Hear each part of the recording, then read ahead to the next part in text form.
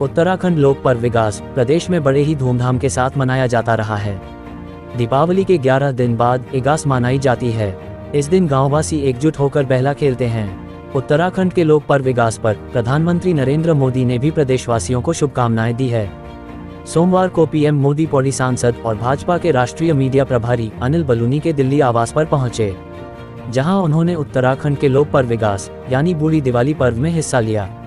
इस आयोजन के दौरान रक्षा मंत्री राजनाथ सिंह, भाजपा राष्ट्रीय अध्यक्ष जेपी नड्डा, केंद्रीय मंत्री अनुप्रिया पटेल, उपराष्ट्रपति जगदीप धनखड़ समेत उत्तराखंड के मुख्यमंत्री पुष्कर सिंह धामी भी मौजूद रहे।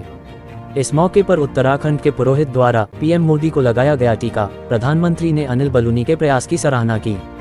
अनिल बलूनी ने आवास पर पहुंचने के बाद प्रधानमंत्री नरेंद्र मोदी का उत्तराखंडी अंदाज में स्वागत किया। उन्होंने पीएम मोदी को उत्तराखंड की एक टोपी पहनाई।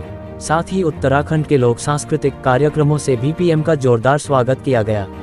प्रधानमंत्री ने इस मौके पर गौ पूजा के साथ पवित्र अग्नि भी प्रज्वलित किया। प्रधानमंत्री नरेंद्र मोदी ने उत्तराखंड में मनाए जाने वाला इगास बड़े उत्साह के साथ नई दिल्ली में भाजपा के सांसद और मीडिया प्रमुख अनिल बलूनी के घर पर मनाया। इस अवसर पर लोक कलाकारों संग मिल झूमते भी दिखे और सभी संतों से बात कर रहे थे।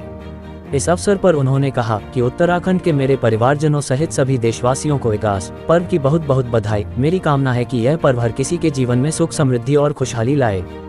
हम विकास और विरासत को एक साथ लेकर आगे बढ़ने के लिए प्रतिबद्ध हैं।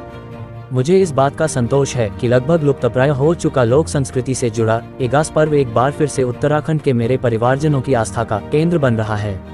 मुझे विश्वास है कि देवभूमि की यह विरासत और फलेगी फूलेगी।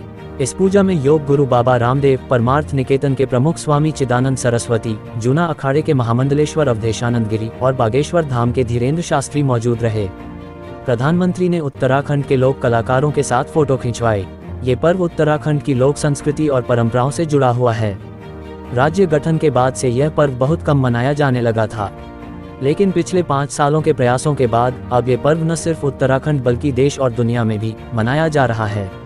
अब ये पर्व उत्तराखंड से बाहर रह रहे प्रवासी लोग भी धूमधाम से बना रहे हैं। अनिल बलूनी ने इगास पर्व पर सार्वजनिक अवकाश घोषित करने पर राज्य सरकार की सराहना की। जन जन की आवाज की रिपोर्ट।